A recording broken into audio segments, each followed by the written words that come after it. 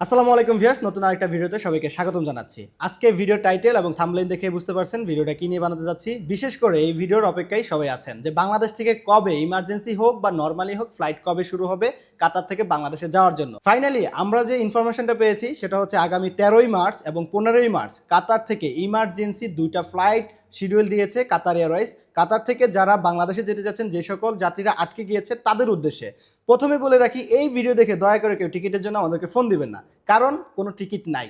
যাদের ticket already করা ছিল, যারা কাতারে আটকে রয়েছেন তাদের জন্য এই ফ্লাইটগুলো। ইভেন কি এই টিকিটের প্রাইস এত বেশি যে আপনারা দুই একটা টিকিট থাকলেও সেগুলো কিনতে পারেন কিনা সন্দেহ আছে। দ্যাট মিনস আপনারা নর্মালি যেই 17, 18, 20 তারিখের টিকিটগুলো আছে সেগুলো বুক করে রাখতে পারেন। হয়তোবা যদি প্রতিনিয়ত ফ্লাইট চালু হয় আপনারা যেতে পারবেন। কাতারে থাকা বাংলাদেশ দূতাবাস আমাদেরকে যেই তথ্যগুলো দিয়েছে সেই তথ্য আমি আপনাদেরকে জানাতে চাচ্ছি। প্রথমত হচ্ছে কাতার এয়ারওয়েজ আগামী 13 এবং 15ই মার্চ 2026 তারিখে বাংলাদেশি যাত্রীদের জন্য বিশেষ ফ্লাইট পরিচালনা করতে যাচ্ছে। আগ্রহী যাত্রীগণ সরাসরি কাতার এয়ারওয়েজ এর ওয়েবসাইটে অথবা ট্রাভেল এজেন্টের মাধ্যমে টিকিট সংগ্রহ করতে পারবেন।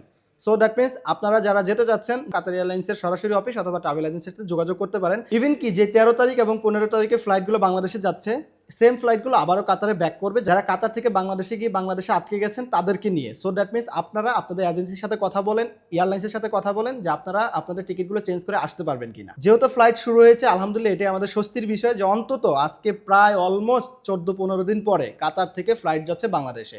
সো আস্তে আস্তে সব কিছু নর্মাল হয়ে যাবে। আপনারা কোনো ধরনের বিভ্রান্তি সৃষ্টি না করে একটু ধৈর্য ধরুন। আপনারা যারা নর্মালি যেতে যাচ্ছেন এবং যারা টিকিট করে রাখছেন একটু লং ডেটে বা শর্ট ডেটে, যাদের ফ্লাইট ক্যান্সেল হয়ে গেছে, সবাই যেতে পারবেন আস্তে আস্তে।